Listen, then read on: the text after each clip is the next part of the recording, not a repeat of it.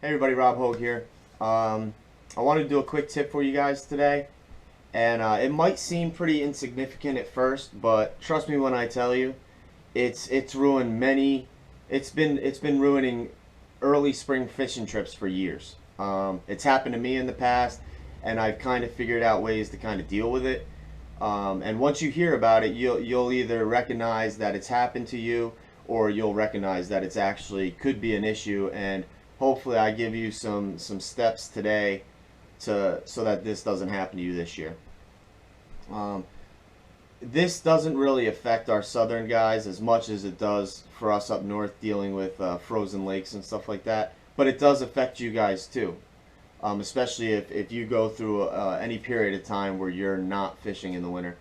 But for us up north dealing with the freeze, it's just bad.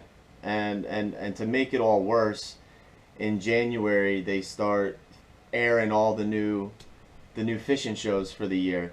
So you're sitting here every Saturday or whatever day it is, you're sitting here watching all these people catching these big fish and stuff, and it just gets your anticipation going, and it actually ends up hurting you once you get back on the water. Um, but sooner or later, the water starts the temperatures start warming up, and the ice begins to melt, and with every inch of ice that thaws, our anticipation builds. Actually, for us up north, that anticipation's already started. We have the El Nino winds this winter, which has given us a very mild winter, and it's giving all of us hope for an early start to the fishing season. I was actually on Fishbrain the other night, and one of the guys I follow on there, Schenectady 518, had a post, and a couple of people commented on it, including myself, and it was evident that we were all anticipating this early start to the season and getting our rods and reels ready, getting our inventories in order, and preparing our boats and stuff like that. But there's only so much preparation you can do.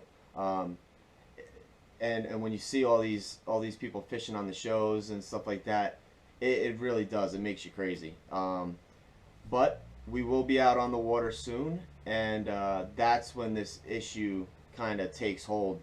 And you gotta try to keep your fishing emotions in check this spring. Um, it's very easy with the anticipation of the new season and the excitement to be back on the water, and you're casting and you're doing all this. It's very easy to let your emotions get the better of you, where and they can cause you to make errant casts, or fish too fast, or move around too much, or even small things like not adjusting your spool to the weight of your bait. And these are all things, when you compound all these things together, it can ruin it can make that day of fishing very frustrating. And it's very easy to let this happen because you have so much excitement to be back out on the water. So how do we fix it? What I have found, what has worked for me, and what I'm going to suggest to you guys is you have to come up with a game plan before you get to the lake, before you even hit the water. Um, try to tell yourself, try to prepare yourself mentally for the fact that you have to fish slow. You still have to fish slow. You have to fish methodically because the water temperature is still a little cold. Anything from 40s to till you get up to the mid 50s, the fish are still going to be a little lethargic. So make sure you're going in there. You know you have to fish slow. You know you have to fish methodically. You need to take your time. Pay attention to your water clarity, your water temperature.